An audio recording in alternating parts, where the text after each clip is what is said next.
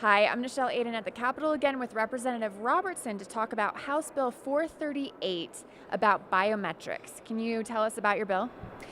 Yeah, this is a really interesting one.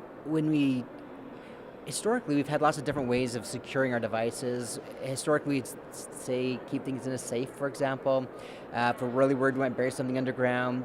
And we had different ways of accessing that. We had keys, we had codes, we had passwords. And nowadays, things are changing very rapidly. So, for example, I just upgraded my technology personally. And it's getting very curious. I have a phone that looks at my face and opens just at my face. I have another device where I put my finger on it. When I get close to my computer right now, my Apple Watch on my wrist unlocks my phone for me. So the way that we access our data has changed radically, and the law really hasn't kept up with technology. So the question now becomes, what right do I have to the security of my documents and my belongings? If I access my computer right now, I have access to all of my banking records. It automatically knows all my passwords. It knows just when I log in. So what happens in the case of law? What right does for example, if I'm caught doing a crime, currently, how can they force me to divulge a memorized password, a alphanumeric password? They cannot.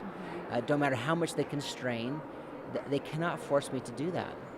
If it was a safe, however, even if I don't give them the password to a safe, they could cut it open. My computer, not so much. They can try whatever they want, but I can encrypt it very easily and they can't get in.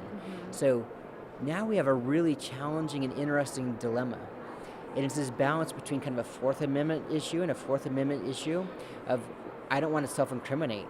So if the law enforcement wants to open my computer because I'm a criminal and done something bad, can they physically take my thumb and forcefully press it to the fingerprint reader and open it against my will? Is that allowed?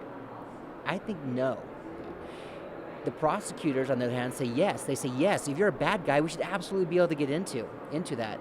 And I said, but not against my will. It's self-incrimination. You cannot use my biometrics to incriminate me against my will. That's not right. They counter argue in the case of a rape, for example. They can, with a warrant, forcefully withdraw your blood to get your DNA. So that's their counter argument. But I don't think that they should be able to use my thumbprint to open my computer or my electronic device, or my face to open that. They counter argue that they already use our faces for ID and our fingerprints for ID, and I say, well, yeah, but that's for identification. That's not for opening my devices and search. So the question is about search and seizure and the security of my documents. What rights do I have there? Versus what rights do we want prosecutors to have? And I lean on the sides of liberty and freedom here in making sure that our items are secure. I want to guarantee that we don't have a police state. I want the security that they cannot force me against my will to open my device, whether it's my face, my fingerprint, my retina scans, whatever comes up in the future. I want those secured. Okay, I think that perfectly sums it up. For more information or to contact your legislator, just click on the link in the description below.